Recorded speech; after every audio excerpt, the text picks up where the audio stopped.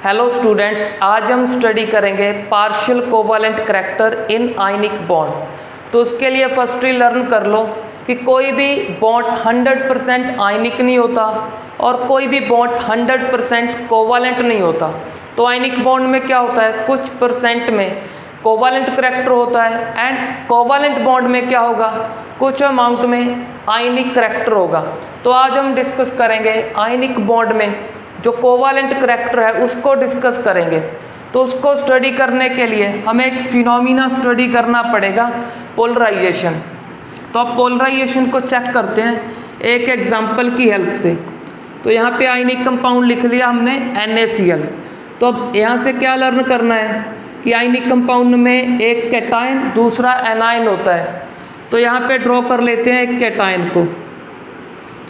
तो अब सीधा मैंने यहाँ पे लिख दिया इसके अंदर पॉजिटिव। इस पॉजिटिव को अब न्यूक्लियस मत समझना, ये पॉजिटिव हमारा इस कंसेप्ट में रिप्रेजेंट कर रहा है सिर्फ और सिर्फ कैटायन को। ये cation Na positive, K positive या फिर Mg+2 कोई भी कैटायन हो सकता है। तो हमारे पास एग्जाम्पल है NaCl का, तो इसे सोडियम आयन ही आप सपोज कर लो। और यहाँ पे ड्रॉ कर देते हैं एनायन को। तो एनायन पे होता है नेगेटिव, तो इस पे लिख दिया नेगेटिव। तो अब क्या होगा, जब आयनिक कंपाउंड में कैटायन एनायन को अट्रैक्ट करता है तब वहाँ पे क्या होता है कि ये कैटायन इस एनायन के आउटर मोस्ट शेल को थोड़ा अपनी तरफ अट्रैक्ट करने लगता है। क्यों? क्योंकि कैटायन पे पॉजिटिव है, आउटर मोस्ट शेल में क्या होंगे, इलेक्ट्रॉन सिंपली नेगेटिव। तो उस नेगेटिव को क्या करेगा, थोड़ा थोड़ा ये कैटायन अपनी तरफ अट्रैक्ट करेगा।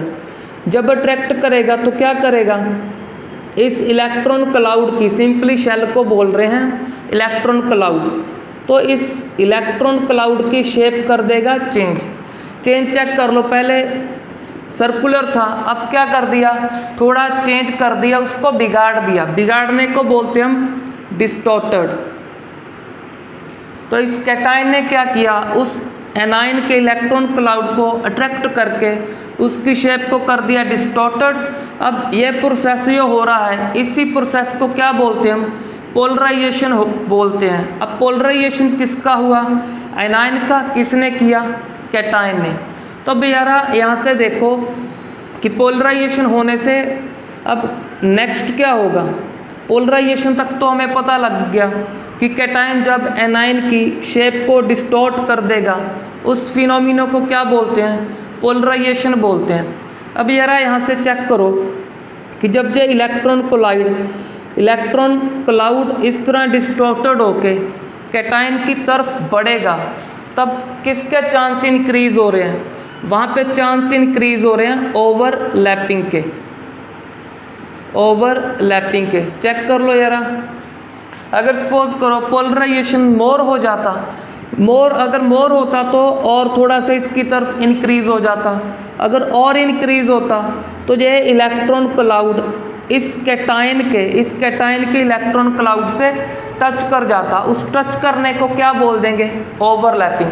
अगर सपोज करो ओवरलैपिंग हो गया तब क्या होगा, जो यहाँ पे इलेक्ट्रॉन होंगे और कैटायन के पास अपने कुछ इलेक्ट्रॉन यहाँ पे होंगे। अगर ओवरलैपिंग हो गया वहाँ पे क्या हो सकता है, इलेक्ट्रॉन का शेयरिंग हो सकता है।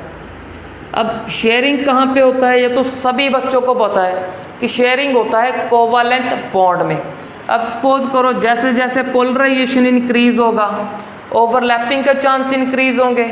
अगर ओवरलैपिंग के चांस इंक्रीज तो वहाँ पे इलेक्ट्रॉन की शेयरिंग होने के चांस इंक्रीज हो जाएंगे। अगर इंक्रीज हो गए तो क्या बोल देंगे हम, कोवैलेंट करैक्टर क्या हो जाएगा, इंक्रीज हो जाएगा। तो हमने चेक कर लिया कि आयनिक बॉन्ड में पार्शियल कोवैलेंट करैक्टर कहाँ से आएगा, इस कैटायन और एनायन के कारण। क्योंकि कैटायन क्या कर रहा है, उसकी शेप को डिस्टॉर्टेड कर रहा है, जिसे बोलते हैं पोलराइजेशन। तो सिंपली बोल देंगे, अगर पोलराइजेशन मोर, सिंपली शेप को ज़्यादा चेंज कर दिया। अगर पोलराइजेशन मोर तो बोल देंगे कोवैलेंट करैक्टर भी क्या होगा, मोर। तो अब एक फिनोमिना और चेक कर लेते हैं तो उस फिनोमिने को चेक करने के लिए सिर्फ माइंड में दो एग्जाम्पल रखो, एक NaCl, दूसरा रखो आप वाटर को, क्योंकि सभी को अच्छे से पता है कि NaCl is a ionic compound, और आयनिक कंपाउंड क्या होते हैं? सॉलिड। सॉलिड का melting point and boiling point क्या होता है? हाई। अब वाटर सभी को पता होगा, अगर किसी को नहीं पता तो बता देते हैं, ऐसे शेयरिंग होता है इसमें।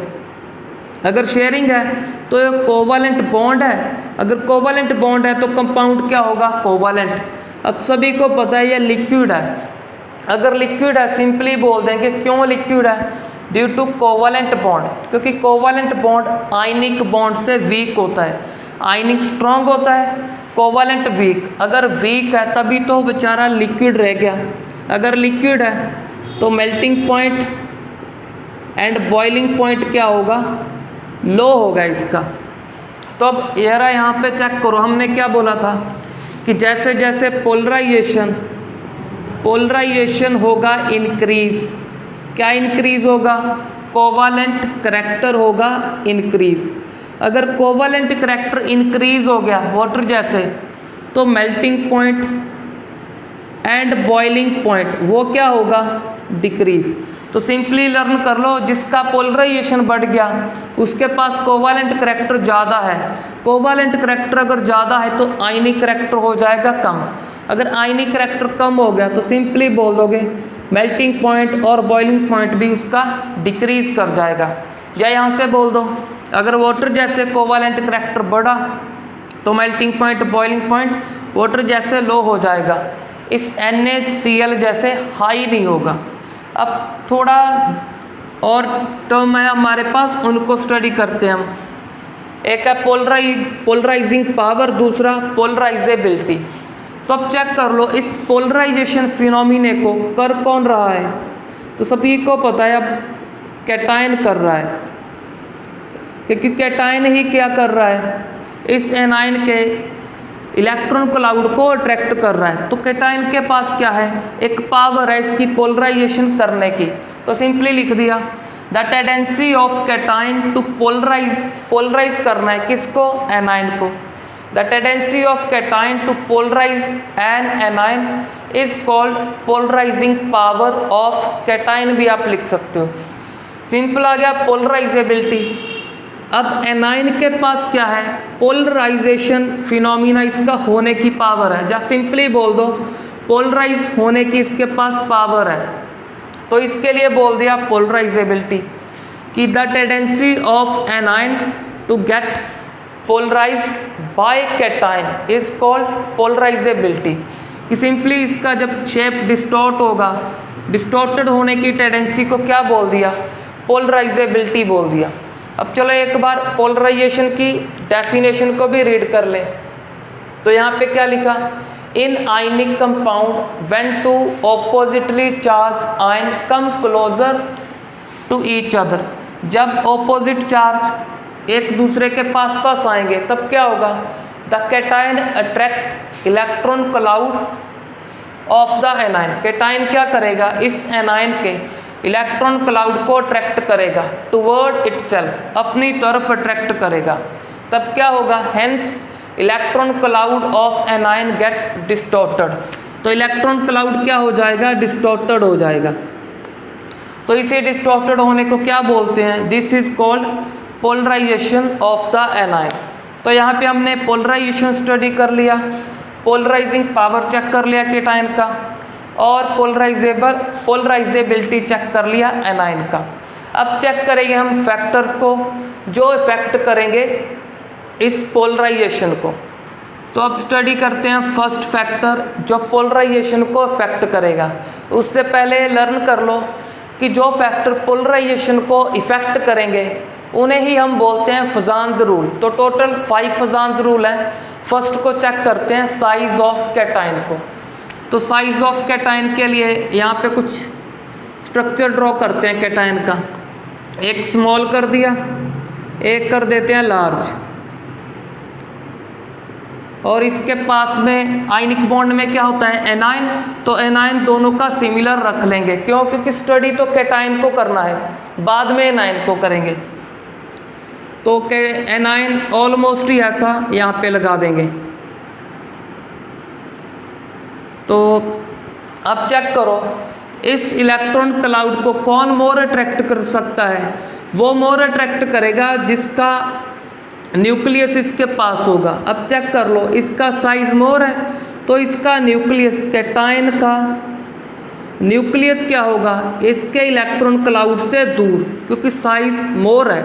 इसका साइज लेस, तो यहाँ पे न्यूक्लियस क्या होगा, पास पास में होगा। तो यहाँ पे चांस क्या है, यहाँ पे चांस है कि इसको ईजिली अट्रैक्ट कर सकता है इलेक्ट्रॉन क्लाउड को। अगर ईजिली अट्रैक्ट करेगा, ईजिली उसका शेप क्या कर देगा, डिस्टॉर्ट, तो पोलराइजेशन क्या हो जाएगा, मोर।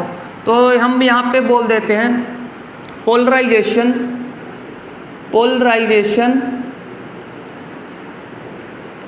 Is inversely proportional to size of cation. अगर साइज हुआ कैटायन का स्मॉल तो मोर अट्रैक्ट करेगा, पोलराइजेशन मोर। अगर साइज हो गया लार्ज तो पोलराइजेशन कम, क्योंकि न्यूक्लियस अब इसका कैटायन का न्यूक्लियस सिंपली इससे दूर होगा तो कम अट्रैक्ट कर पाएगा, तो उसे डिस्टॉर्ट कम करेगा। तो इसके लिए ऑर्डर लिख देते हैं हम। अब फिर से हमारा फर्स्ट ग्रुप पीरियोडिक टेबल का, lithium, sodium, potassium, rubidium, caesium, francium. तो सिंपली इसको लर्न किया था हमने। हाइड्रोजन भी होता है बेसिकली, ये तो चलो नॉन मेटल है, इसलिए हम डिस्कस नहीं करते आयनिक बॉन्ड में इसे, क्योंकि नॉन मेटल में ये कैटायन नहीं फॉर्म होगा कभी भी हाइड्रोजन का। कैटायन तो सिर्फ मेटल का ही फॉर्म होगा। तो इसे कैसे लर्न किया था, हलीना की रब से फरियाद। अब साइज किसका स्मॉल है, तो लिथियम का। तो लिथियम आयन क्या करेगा, स्मॉल साइज, पोलराइजेशन मोर। तो इसको लिख देते हैं यहाँ पे, सबसे ज़्यादा पोलराइजेशन लिथियम आयन का। लिथियम एटम मत लिख देना, न्यूट्रल नहीं लिखना, क्यों? क्योंकि आयनिक बॉन्ड को स्टडी कर रहे हैं, उसमें कैटायन और एनायन होगा। तो लिथियम आयन का पोलराइजेशन सबसे ज़्यादा, उससे कम सोडियम आयन, उससे कम पोटाशियम आयन, फिर रुबिडियम का उससे भी कम, सबसे कम रह जाएगा फेरेंशियम का। तो अब चेक करते हैं हम next factor, size of anion.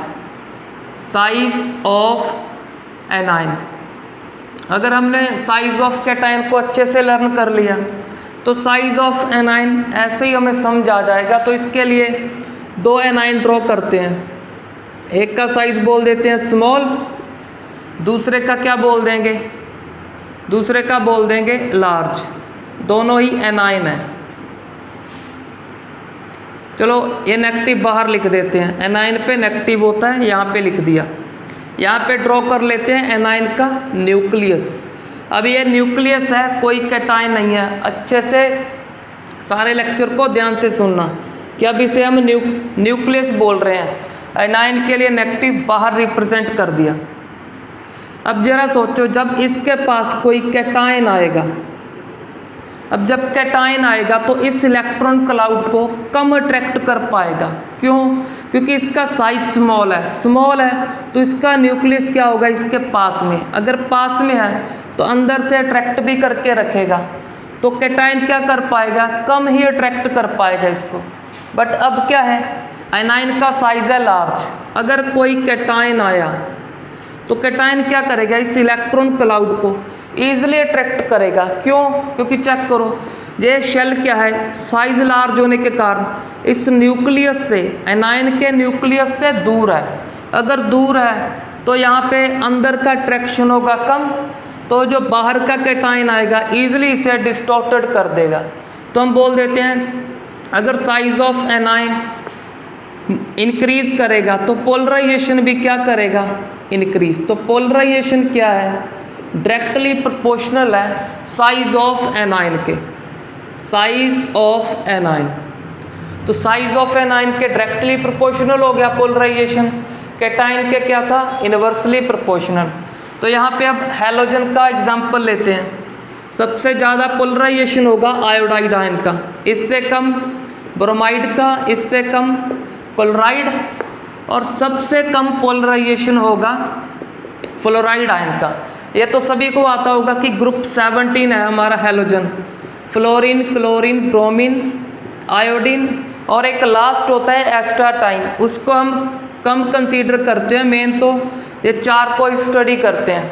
अगर ग्रुप 70 तो मोस्टली सभी के लर्न होता है कि fluorine, chlorine, bromine, iodine and एस्टाटाइन।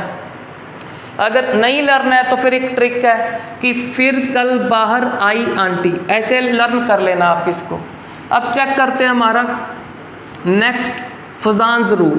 अब स्टडी करेंगे charge of cation, charge of cation. तो ये तो बहुत इजी फैक्टर है थर्ड तो, क्योंकि सभी को पता है कि जिसके ऊपर चार्ज मोर होगा वही क्या करेगा, उस इलेक्ट्रॉन क्लाउड को मोर अट्रैक्ट करेगा। अगर मोर अट्रैक्ट करेगा, मोर पोलराइजेशन, अगर मोर पोलराइजेशन तो कोवालेंट करैक्टर इंक्रीज होता जाएगा। तो +3 ज़्यादा अट्रैक्ट करेगा, +2 थोड़ा कम, तो इसका पोलराइजेशन कम होगा, कोवालेंट करैक्टर कम आएगा। इसका सिंपली मीनिंग क्या कि मैग्नीशियम के जो कंपाउंड होंगे वो उनके पास आयनिक करैक्टर मोर होगा, कोवालेंट करैक्टर कम, और इससे कम अट्रैक्ट करेगा सोडियम आयन, क्योंकि इस पे तो चार्ज और कम हो गया, और कम अट्रैक्ट करेगा इलेक्ट्रॉन क्लाउड को। तो ये तो सिंपल सा था। अब स्टडी करते हैं हम fourth factor, charge of anion, charge of anion. तो ये फैक्टर भी चार्ज ऑफ कैटायन जैसा है, जैसे जैसे एनायन पे चार्ज बढ़ेगा उतना क्या होगा, पोलराइजेशन मोर होगा। तो सबसे ज़्यादा 3 नेगेटिव का, उससे कम होगा 2 नेगेटिव, और सबसे कम होगा -1, जिस पे सिर्फ -1 होगा उसको अट्रैक्ट करना, उसका पोलराइजेशन करना क्या होगा, डिफ़िकल्ट, तो उसका पोलराइजेशन सबसे कम। तो अब ऐसे क्यों है ये रिलेशन, इसको थोड़ा स्टडी करते हैं। तो 2 एग्जाम्पल कंसीडर कर लेंगे, फ्लोरीन और नाइट्रोजन, इससे हमें ये सारा ऑर्डर क्लियर हो जाएगा। तो फर्स्टली आपको पता होना चाहिए कि atomic number is equal to number of electron and number of proton. तो जितना एटॉमिक नंबर होता है उतने ही इलेक्ट्रॉन होते हैं और उतने ही प्रोटॉन। और प्रोटॉन कहाँ रहते हैं, न्यूक्लियस में। तो फ्लोरीन के न्यूक्लियस पे कितना चार्ज होगा, हम यहाँ पे बोल देते हैं +9, क्योंकि इसमें क्या होंगे 9 प्रोटॉन होंगे, तो +9 बोल दिया इस कंसेप्ट को अंडरस्टैंड करने के लिए। तो कॉन्फ़िगरेशन लिखो 2 7, फर्स्ट शेल में 2, सेकंड में क्या होंगे 7। बट हमें फ्लोरीन नहीं, फ्लोराइड स्टडी करना है, F नेगेटिव। नेगेटिव क्या बता रहा है, सिर्फ एक एक्स्ट्रा इलेक्ट्रॉन आ गया, 7 नहीं अब 8 हो गए। अब चेक कर लो यहाँ पे चार्ज कितना था, +9, +9 ने अब अट्रैक्ट कितनों को करना है, 2 + 8, टोटल 10 इलेक्ट्रॉन को अट्रैक्ट करना है इस फ्लोराइड के केस में। तो अब जरा स्टडी करते हैं इस नाइट्रोजन को। तो नाइट्रोजन का एटॉमिक नंबर यहाँ पे लिख देते हैं 7, कॉन्फ़िगरेशन हो गया 2 5। तो अगर एटॉमिक नंबर 7 तो 7 इलेक्ट्रॉन तो चेक कर लिए, प्रोटॉन भी कितने होंगे 7, जो यहाँ कहाँ पे एग्जिस्ट करते हैं, न्यूक्लियस में। तो इस पे चार्ज बोल दिया हमने +7, यहाँ पे इलेक्ट्रॉन 2, यहाँ पे कितने होंगे 5, बट 5 नहीं लिखेंगे क्योंकि हम तो बात करेंगे इस नाइट्राइड की, N3 नेगेटिव। ये क्या बोल रहा है, 3 और आ गए, क्यों आए, क्योंकि जब 3 और ऐड हो जाएंगे इसका ऑक्टेट कंप्लीट होगा। तो ऑक्टेट को कंप्लीट करने के लिए 3 गेन कर रहा है, तो 5 + 3 हो जाएंगे 8। अब चेक करो न्यूक्लियस पे चार्ज कितना रहा, +7, क्योंकि प्रोटॉन का तो कोई लूज गेन नहीं होता। तो अब चेक करो +7 किसको अट्रैक्ट कर रहा है, 8 + 2 10 इलेक्ट्रॉन को। तो अब जरा चेक करो ये +7 ज़्यादा अट्रैक्ट करेगा 10 इलेक्ट्रॉन को या फिर +9 ज़्यादा अट्रैक्ट करेगा। तो सिंपल सी बात है +9 ज़्यादा अट्रैक्ट करेगा। अगर ज़्यादा अट्रैक्ट कर लेगा तो इसका साइज़ क्या होगा, तो इसका साइज़ बोल देते हैं हम स्मॉल।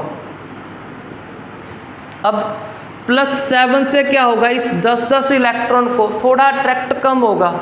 अगर अट्रैक्शन कम तो वो क्या होंगे, दूर दूर। अगर दूर दूर है, साइज क्या होगा उसका, मोर, या फिर बोल दो साइज होगा लार्ज। अब चेक कर लो साइज ऑफ एनायन का क्या फैक्टर है, चेक कर लो। अगर साइज ऑफ आयन हुआ इंक्रीज, पोलराइजेशन होगा इंक्रीज। क्यों होगा, वो हमने प्रीवियसली अभी डिस्कस कर चुके हैं। तो इसका साइज लार्ज तो पोलराइजेशन भी लार्ज होगा। अब चेक कर लो जो चार्ज ऑफ एनायन कैसे इफेक्ट कर रहा है इस पोलराइजेशन इफेक्ट को। अब मूव करते हैं हम लास्ट फैक्टर पे। अब स्टडी करते हैं फिफ्थ फैक्टर हमारा सूडो इनर्ट गैस कॉन्फ़िगरेशन।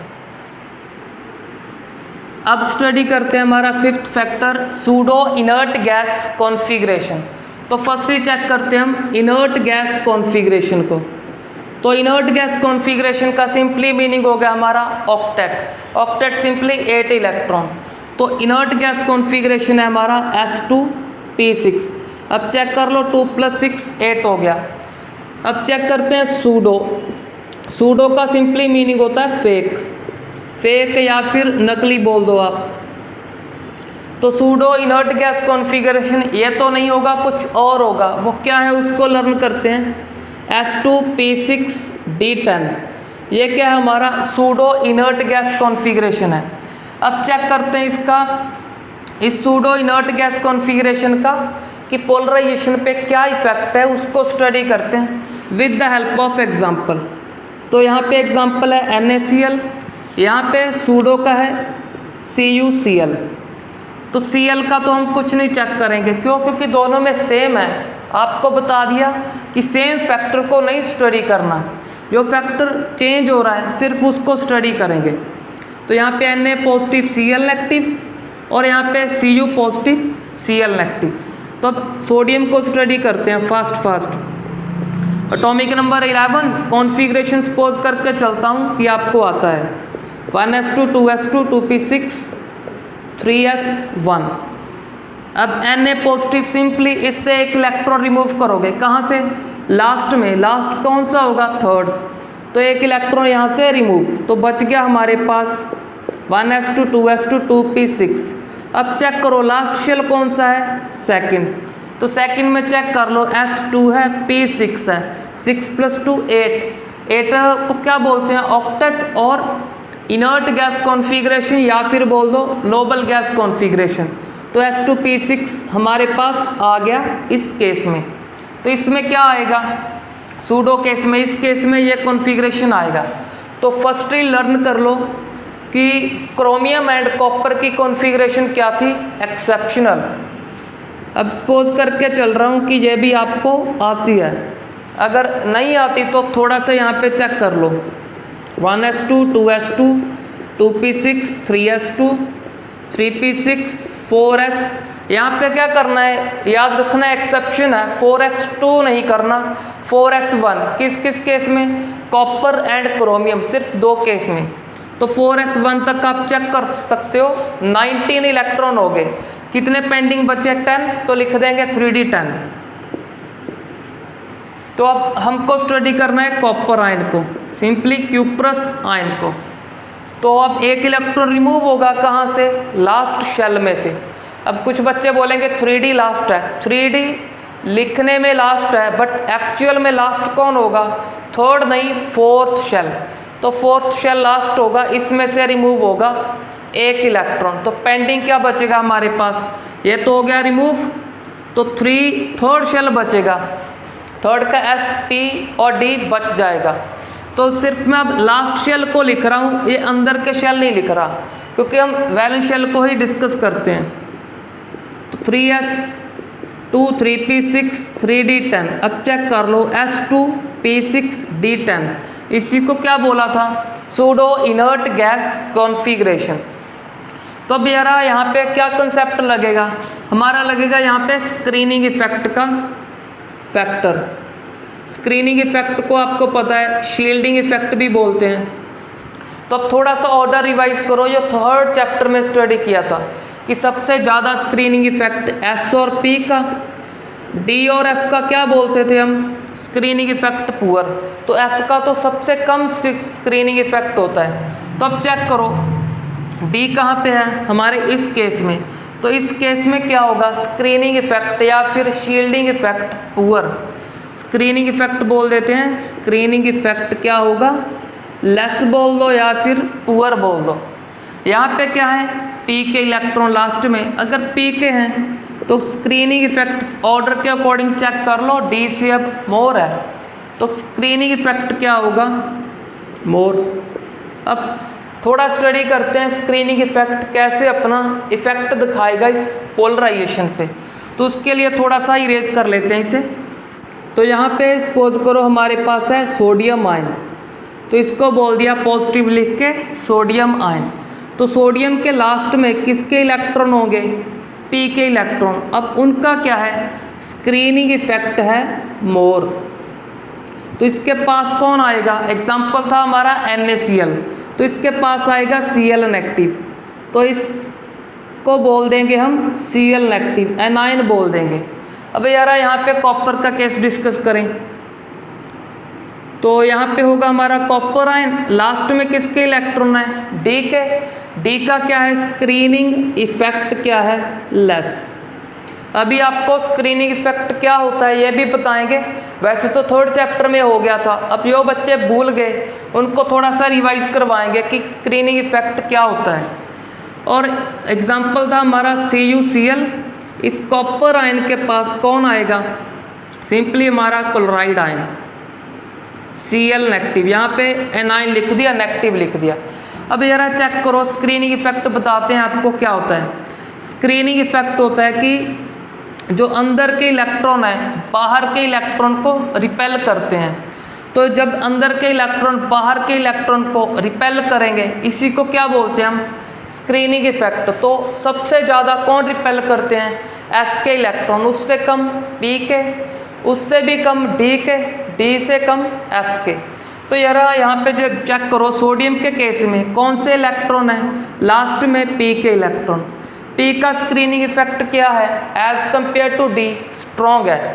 तो इसका सिंपली मीनिंग क्या हुआ, P के इलेक्ट्रॉन बाहर के इलेक्ट्रॉन को, अब चेक करो सोडियम में तो कोई बाहर का इलेक्ट्रॉन नहीं, अब बाहर के इलेक्ट्रॉन किसे बोलेंगे, सिंपली जो क्लोराइड इसके पास आ रहा है, क्यों आ रहा है, कैटायन और एनायन की अट्रैक्शन के कारण, इस पॉजिटिव और नेगेटिव में जो अट्रैक्शन है। अब क्या करेगा, इस कैटायन के जो लास्ट में इलेक्ट्रॉन है ये क्या करेंगे, स्क्रीनिंग इफेक्ट मोर है, तो इसको इसके नेगेटिव को करेंगे रिपेल। अगर रिपेल करेंगे तो क्या होगा, वहाँ पे थोड़ा दूर दूर जाएंगे, अगर दूर दूर चले गए तब क्या हो जाएगा, पोलराइजेशन, पोलराइजेशन हो जाएगा डिक्रीज।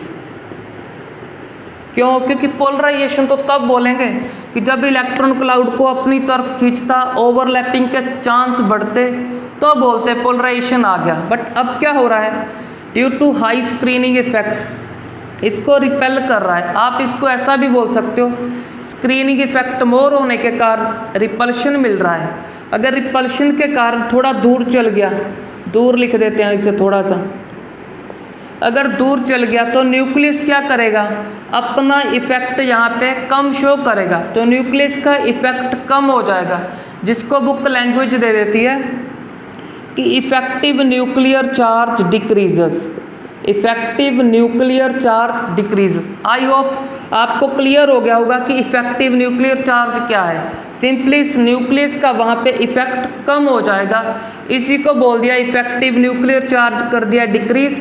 किसने, इसके हाई स्क्रीनिंग इफेक्ट ने, क्यों, क्योंकि दूर कर रहा था उसे। तो अब चेक करते हैं इसको। अब डी का स्क्रीनिंग इफेक्ट क्या है, पुअर।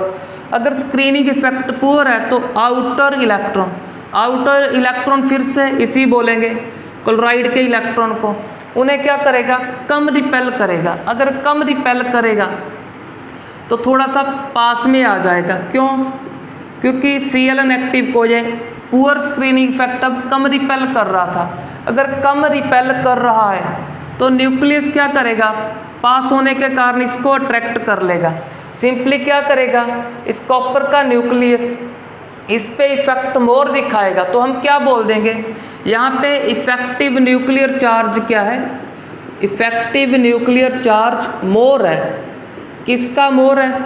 इस कॉपर आयन का। क्यों मोर हुआ? Due to poor screening effect, क्योंकि स्क्रीनिंग इफेक्ट पुअर है, उसको रिपेल नहीं कर पा रहा। अगर रिपेल नहीं होगा, न्यूक्लियस क्या दिखाएगा? अपना इफेक्टिव न्यूक्लियर चार्ज से उसको अट्रैक्ट करेगा। अब अट्रैक्ट करेगा तो उसे कर देगा डिस्टॉर्ट। अगर डिस्टॉर्ट हो गया तो पोलराइजेशन मोर। अगर पोलराइजेशन मोर तो हमारे इस कंपाउंड में क्या आ जाएगा? कोवालेंट करैक्टर हो जाएगा मोर। तो यहाँ पे लिख दिया कोवालेंट करैक्टर क्या हो जाएगा? इंक्रीज हो जाएगा। अब यहाँ पे क्या है? यहाँ पे अट्रैक्ट नहीं कर पाएगा due to more screening effect, तो यहाँ पे कोवालेंट करैक्टर क्या रहेगा? सिंपली डिक्रीज ही रहेगा। अब जरा याद करो, हमने स्टार्टिंग में स्टडी किया था कि अगर polarization increase, covalent character increase. अगर कोवालेंट करैक्टर इंक्रीज कर गया तो मेल्टिंग बॉइलिंग पॉइंट क्या होगा? वो वाटर की हेल्प से याद रखा था, वाटर और NaCl की हेल्प से, कि जैसे वाटर का बॉइलिंग पॉइंट कम है क्योंकि कोवालेंट करैक्टर है, उसमें कोवालेंट कंपाउंड है, ऐसे ही हमारे CuCl में कोवालेंट करैक्टर मोर है।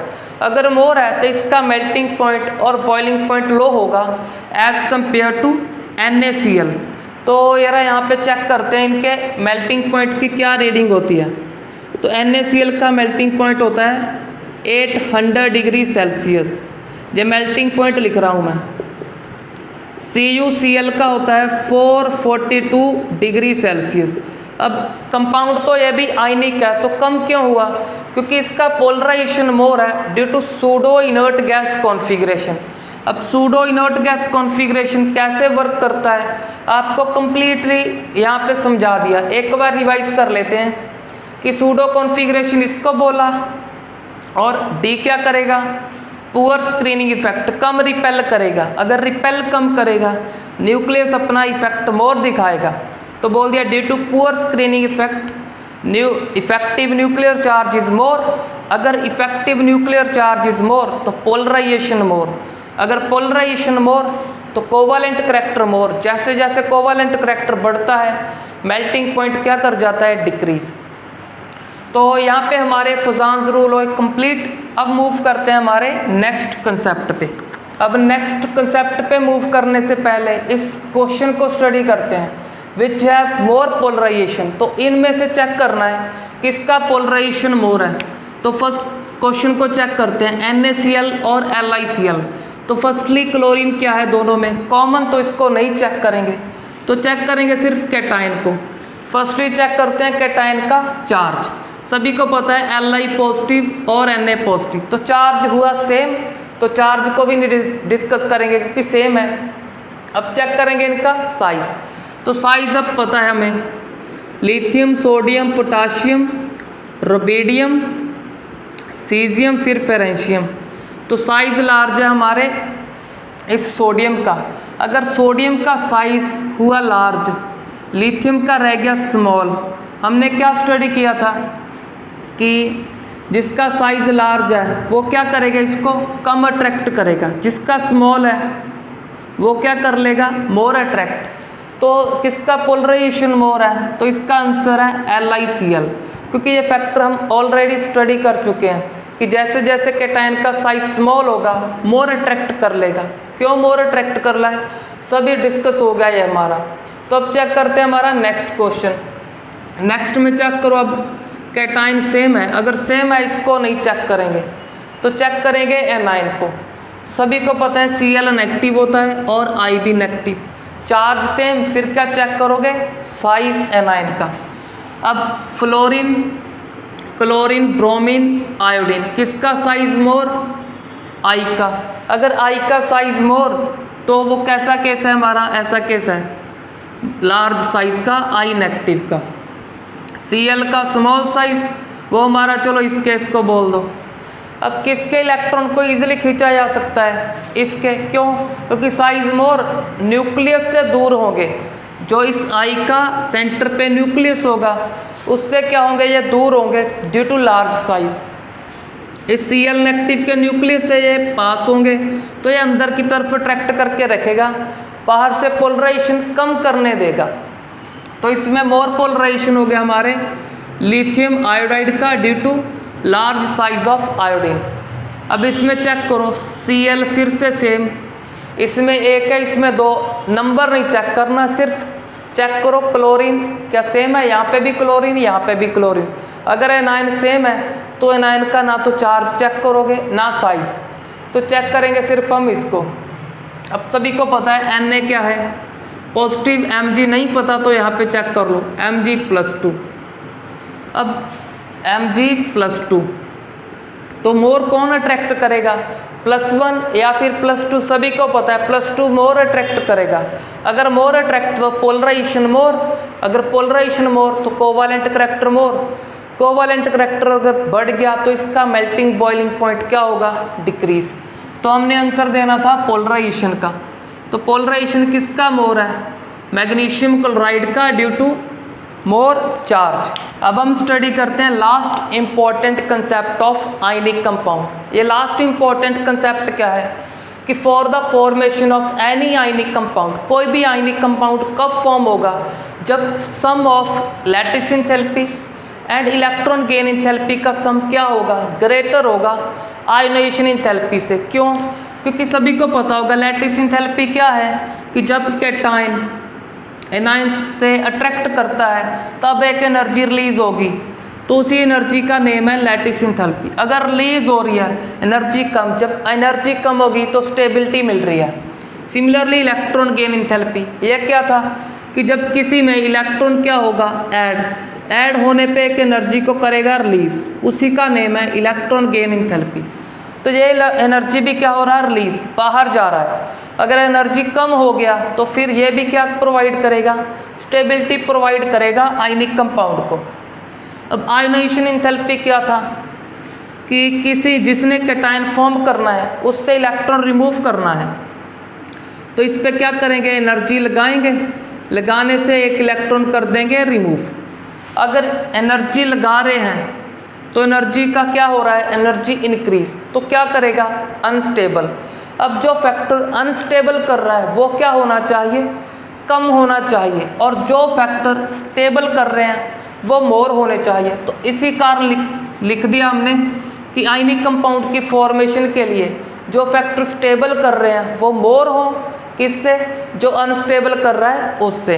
तो अब मूव करते हैं हमारे नेक्स्ट कंसेप्ट। अब हम स्टडी करेंगे मेटेलिक बॉन्ड को। हमने फर्स्ट वीडियो में चेक किया था टाइप्स ऑफ बॉन्ड, तो कितने टाइप के थे, 4। एक तो लर्न कर लिया आयनिक बॉन्ड, जिसको बोला था इंटर आयनिक बॉन्ड कि आयन के बीच में जो बॉन्ड है। बाकी 3 क्या थे, इंटर एटॉमिक बॉन्ड। तो फर्स्ट इंटर एटॉमिक बॉन्ड है हमारा मेटेलिक बॉन्ड, इसको स्टडी करते हैं। तो ये क्या था, मेनली मेटेलिक बॉन्ड को कौन फॉर्म करेगा, मेटल के atom. For example iron, silver, gold, sodium, calcium, magnesium, कोई भी बोल दो। चलो हमने लेट कर लिया 1 पीस ऑफ आयरन, तो इस आयरन में क्या हो गए, आयरन के atom, first, second, third, fourth, fifth, sixth, ऐसे सारे एटम आप अरेंज कर सकते हो।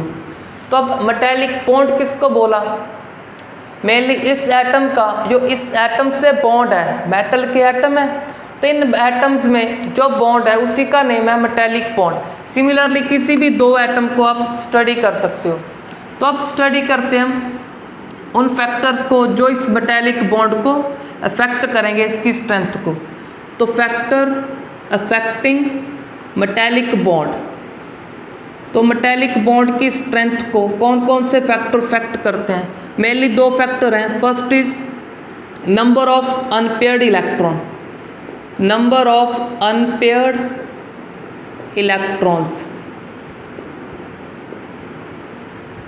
तो अब चेक करते हैं नंबर ऑफ अनपेयर्ड इलेक्ट्रॉन्स का फैक्टर। अब सभी स्टूडेंट ने 9th 10th क्लास में ऐसा तो लर्न किया होगा कि सोडियम पोटाशियम क्या है, सॉफ्ट मेटल है, ईजिली कट विद नाइफ से उनको ईजिली कट कर सकते हो। क्यों, क्योंकि वो सॉफ्ट हैं। तो अब चेक करते हैं उनमें अनपेयर्ड इलेक्ट्रॉन चेक करते हैं सोडियम में। तो 11, 1s2, 2s2, 2p6, 3s1। अब जो अनपेयर्ड इलेक्ट्रॉन चेक करने हैं लास्ट शेल में चेक करने हैं। अब चेक करो 3s में क्या है, 3s में है सिर्फ 1। अब कितने अनपेयर्ड हैं? अनपेयर्ड इलेक्ट्रॉन है सिर्फ 1। अब चेक करते हैं हम आयरन को। आयरन का एटॉमिक नंबर होगा 26। तो इसकी configuration 1s2 2s2 2p6 3s2 3p6 4s2 यहाँ तक 20 हो गए तो 3d6। तो इसके लिए चेक करो लास्ट शेल में 3d में चेक करो। अब तो पता होगा आपको 3d में d में होते हैं 5 ऑर्बिटल। तो 6 कैसे फिल करोगे? 1 2 3 4 5 फिर 6। अब चेक करो अनपेयर्ड, ये तो पेयर्ड हो गया क्योंकि 2 लिख दिए। अब अनपेयर्ड कितने हैं? 4। तो एक आयरन एटम के पास, एक एटम के पास 4 अनपेयर्ड हैं। तो सिंपली यहाँ से बोल देंगे, अब पता है हमको आयरन को ईजिली कट नहीं कर सकते with the help of iron. क्यों? क्योंकि वो क्या है, एक स्ट्रॉन्ग मेटल है या फिर हार्ड मेटल है। तो यहाँ पे क्या बोल देंगे, मेटेलिक बॉन्डिंग किन के ऊपर डिपेंड करता है? Unpaired electron. जैसे जैसे अनपेयर्ड इलेक्ट्रॉन इंक्रीज होंगे मेटेलिक बॉन्ड की स्ट्रेंथ इंक्रीज होगी। तो more the unpaired electron stronger is the metallic bond. अब इसका रीज़न पता चल गया हमको, ये सॉफ्ट क्यों थे? क्योंकि अनपेयर्ड इलेक्ट्रॉन क्या थे? कम। अगर कम थे मेटेलिक बॉन्ड इनका वीक है, तो उन एटम को ईजिली नाइफ की हेल्प से अलग अलग कर सकते हैं। तो फर्स्ट फैक्टर हो गया हमारा लर्न। अब चेक करते हैं सेकंड फैक्टर को। तो सेकंड चलो बाद में स्टडी करते हैं। फर्स्ट ही मैग्नीशियम को कवर करें। 1s2 2s2 2p6 3s2। अब चेक करो 3s2। तो अब इसमें क्या है? अनपेयर्ड, कोई भी अनपेयर्ड नहीं है। तो ये क्या होगा? ये भी एक सॉफ्ट नेचर का ही मेटल होगा क्योंकि 0 अनपेयर्ड इलेक्ट्रॉन है। तो चलो एक क्वेश्चन और डिस्कस करते हैं जिंक का। जिंक का एटॉमिक नंबर 30। तो 1s2 2s2। अब कॉन्फ़िगरेशन इसका रहा, कॉन्फ़िगरेशन सपोज कर रहा हूँ आपको आता है, तो अगर नहीं आता तो खुद प्रैक्टिस कर लो उसका अच्छे से। 4s2 3d10। अब चेक कर लो 3d10 को कैसे लिखोगे? 3d6 तो पहले ही लिख दिया था। 3d10 हमारा होगा ऐसा। अगर ऐसा होगा, इसमें अनपेयर्ड कितने हैं? 0। अब अनपेयर्ड इलेक्ट्रॉन नहीं है, अगर नहीं है तो जिंक क्या होगा? जिंक भी एक सॉफ्ट मेटल होगा। तो अगर आपको क्वेश्चन आए why zinc is a soft metal, तो उसका रीज़न है नो अनपेयर्ड इलेक्ट्रॉन या फिर 0 अनपेयर्ड इलेक्ट्रॉन। कोई भी अनपेयर्ड इलेक्ट्रॉन नहीं, इसीलिए जिंक मेटल क्या है? सॉफ्ट है। तो अब चेक करते हैं हमारा नेक्स्ट फैक्टर।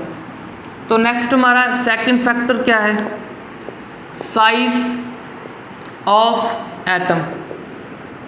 तो साइज ऑफ एटम के लिए लर्न करो कि metallic bonding is inversely proportional to size of atom.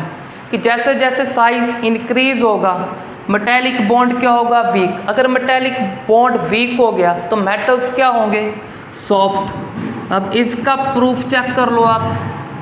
Proof के लिए पीरियोडिक टेबल, जिसका डिज़ाइन ऑलमोस्ट ऐसा होता है। तो अब हमको पता है लेफ्ट टू जब राइट मूव करेंगे साइज क्या होगा? डिक्रीज। वहाँ पे तो डिक्रीज होगा, तो यहाँ क्या होगा? यहाँ पे साइज होगा मोर।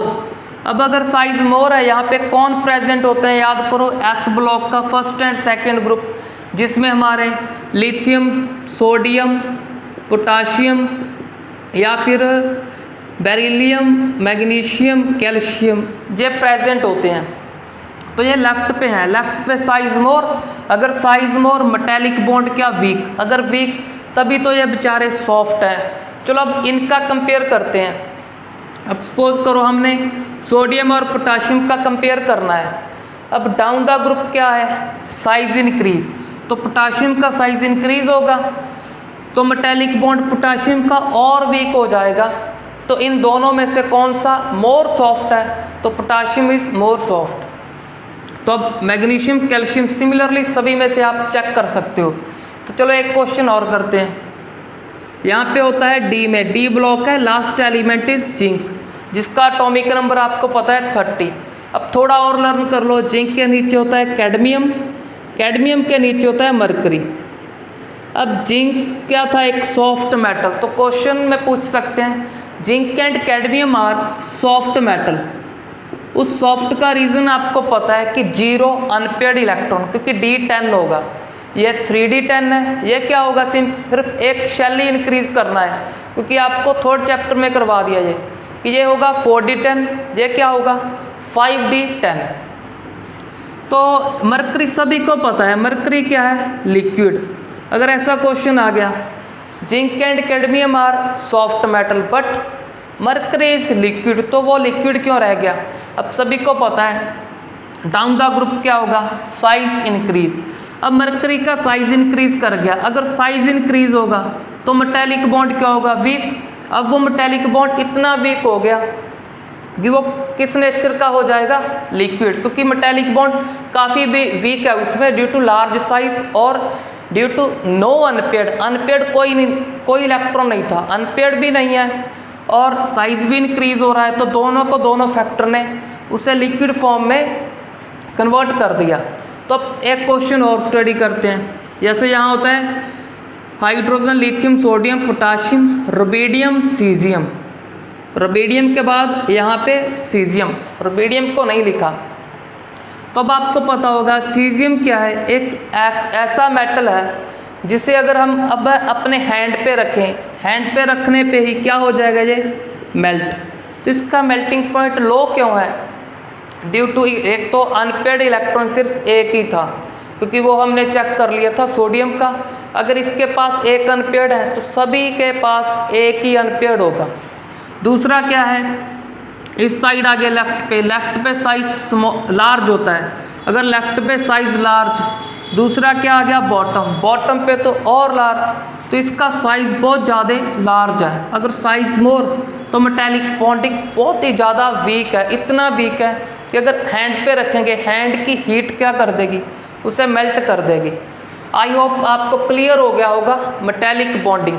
अब हम स्टडी करते हैं next inter atomic bond. Next inter atomic bond is covalent bond. अब कोवालेंट बॉन्ड तो सभी बच्चों को पता है कि the bond formed by sharing of electron is called covalent bond, जिसमें ऐसे H का एक इलेक्ट्रॉन दूसरे H के एक इलेक्ट्रॉन से शेयर होगा, शेयरिंग से जो बॉन्ड फॉर्म हुआ उसको क्या बोलते हैं, कोवालेंट बॉन्ड। शेयरिंग आप डिफरेंट एटम से भी कर सकते हो, जैसे क्लोरीन एक को शेयर करेगा तो ये कोवालेंट बॉन्ड का फॉर्मेशन कर लेगा।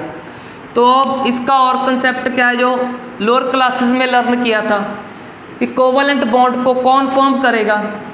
Covalent bond is formed between non metals, for example hydrogen and hydrogen, तो नॉन मेटल के बीच में फॉर्म होता था, ऐसे स्टडी किया था। हाइड्रोजन और क्लोरीन कर लेगा क्योंकि दोनों नॉन मेटल हैं, हाइड्रोजन और ऑक्सीजन कर लेंगे, दोनों ही नॉन मेटल, या फिर कोई और बोल दो, और बोल देते हैं हम सल्फर एंड ऑक्सीजन, दोनों ही नॉन मेटल है। आपको मेटल नॉन मेटल अब पता होना चाहिए, अगर नहीं पता तो थर्ड चैप्टर को अच्छे से लर्न करो, वहाँ पे डिटेल में बता रखा है मैंने कौन मेटल है और कौन नॉन मेटल। तो चलो ये हमने लोअर क्लास में लर्न किया था कि it is formed between non metals, but अब हायर क्लास में है, +1 क्लास में है, तो अब इसको नहीं लर्न करना और लर्न करो और इसमें ऐड करो कि कोवालेंट बॉन्ड को मेटल एंड नॉन मेटल भी फॉर्म कर सकते हैं। बट हमने लोअर क्लास में तो ऐसा लर्न किया था कि आयनिक बॉन्ड को कौन फॉर्म करेगा, मेटल नॉन मेटल से आयनिक बॉन्ड फॉर्म करेगा, और कोवालेंट बॉन्ड सिर्फ नॉन मेटल से ही फॉर्म करेगा। बट हम +1 में हैं, हमने लर्न कर लिया कि आयनिक बॉन्ड कब फॉर्म होगा, जब इलेक्ट्रोनेगेटिविटी का डिफरेंस 1.8 है। अगर इलेक्ट्रोनेगेटिविटी का डिफरेंस एटलीस्ट 1.8 है या फिर इससे मोर, तब ही आयनिक बॉन्ड फॉर्म होगा। यहाँ पे कोई मेटल नॉन मेटल नहीं चेक करना, हमें चेक करना है सिर्फ इलेक्ट्रोनेगेटिविटी डिफरेंस को। अगर सपोज करो इलेक्ट्रोनेगेटिविटी का डिफरेंस ही आपने चेक किया कि 1.8 से कम रह गया, चाहे फिर वहाँ पे मेटल या फिर नॉन मेटल हो, कोई आयनिक बॉन्ड नहीं फॉर्म होगा, वहाँ पे फॉर्म होगा covalent bond.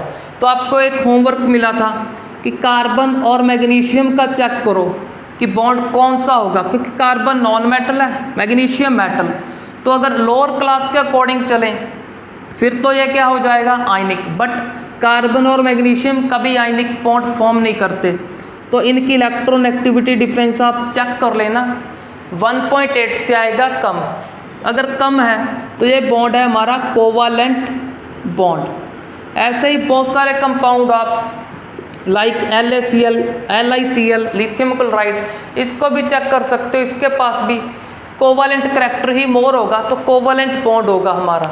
Simply electron activity difference check कर लेना आप। तो यहाँ पे हमने इस कंसेप्ट को थोड़ा और अच्छे से क्लियर कर लिया कि जरूरी नहीं कि नॉन मेटल ही नॉन मेटल से कोवालेंट बॉन्ड फॉर्म करे, वो तो चलो करेंगे ही, बट मेटल और non metal also form covalent bond. कब फॉर्म करेंगे, जब इलेक्ट्रॉन एक्टिविटी का डिफरेंस 1.8 से कम होगा। तो अब चेक करते हैं हम टाइप्स ऑफ कोवालेंट बॉन्ड। तो टाइप्स ऑफ कोवालेंट बॉन्ड को चेक करते हैं हम 3 बेसिस पे। फर्स्ट बेस होगा हमारा पोलैरिटी। तो पोलैरिटी के according covalent bond are of 2 types. First is polar covalent bond, another one is non polar covalent bond. For example non polar किसे बोलेंगे, जो हमारे ऐसे केस हैं H2O2 F2, ये सारे के सारे क्या हैं, नॉन पोलर। अब पोलर और नॉन पोलर तो आपको बता दिया था कि पोलर जिसमें नेगेटिव पॉजिटिव होगा फिलहाल उसे पोलर बोल देंगे, नॉन पोलर जिसमें कोई नेगेटिव पॉजिटिव नहीं होगा। अब चेक कर लो, इधर भी H है इधर भी H, तो दोनों शेयर्ड इलेक्ट्रॉन को इक्वल अट्रैक्ट करेंगे। अगर इक्वल अट्रैक्ट करेंगे, ना इस पे कोई चार्ज आएगा पार्शली, ना कोई इस पे, तो कोई चार्ज नहीं, तो नॉन पोलर। यहाँ पे कौन से केस होंगे, HCl या फिर SO2 या फिर लिख दो HF। ये हमारे कौन से केस हैं, पोलर, क्योंकि इस पे कुछ ना कुछ पॉजिटिव नेगेटिव होगा, क्योंकि एक एलिमेंट मोर इलेक्ट्रॉन एक्टिव है, एक की इलेक्ट्रॉन एक्टिविटी कम, तो पार्शली नेगेटिव पॉजिटिव आएंगे तो पोलर बोल देंगे इन्हें। अब चेक करते हैं next on the basis of shared electron. अब शेयर्ड इलेक्ट्रॉन के अकॉर्डिंग चेक करते हैं टाइप्स ऑफ कोवालेंट बॉन्ड। तो शेयरिंग के अकॉर्डिंग 3 टाइप के बॉन्ड हैं, ये तो सभी को पता होगा, single covalent bond, double covalent bond और ट्रिपल कोवालेंट बॉन्ड। सिंगल में क्या होगा, सिर्फ एक इलेक्ट्रॉन शेयर होगा, एक इलेक्ट्रॉन फर्स्ट एटम और एक ही इलेक्ट्रॉन दूसरा एटम। जब एटम एक इलेक्ट्रॉन शेयर करें तब जो बॉन्ड फॉर्म होगा वो सिंगल कोवालेंट बॉन्ड होगा। कोवालेंट क्यों, क्या शेयरिंग है, क्योंकि सिंगल आपको दिख ही रहा है। डबल के लिए क्या करना पड़ेगा, इनको 2 इलेक्ट्रॉन को 2 इलेक्ट्रॉन ये शेयर करेगा, 2 ही दूसरा एटम, तो यहाँ पे फॉर्म होगा double covalent bond due to sharing of 2 electron. अब ट्रिपल बॉन्ड के लिए कितने इलेक्ट्रॉन शेयर करने पड़ेंगे, 3 इलेक्ट्रॉन ये शेयर करेगा, 3 ही ये शेयर करेगा। तो फर्स्ट इलेक्ट्रॉन फर्स्ट से शेयर कर लिया, सेकंड को सेकंड, थर्ड को थर्ड से।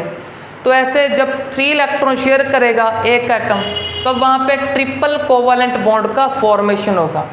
अब लास्ट टाइप को चेक करते हैं on the basis of overlapping. तो ओवरलैपिंग के अकॉर्डिंग कोवालेंट बॉन्ड कितने टाइप का है, इसको थोड़ा लेटर डिस्कस करेंगे, फिलहाल हम नेम चेक कर लें ओवरलैपिंग के। ओवरलैपिंग के अकॉर्डिंग 2 टाइप का कोवालेंट बॉन्ड है, एक का नाम है सिग्मा बॉन्ड। सिग्मा बॉन्ड को इस सिंबल से रिप्रेजेंट करते हैं, नेम है इसका सिग्मा।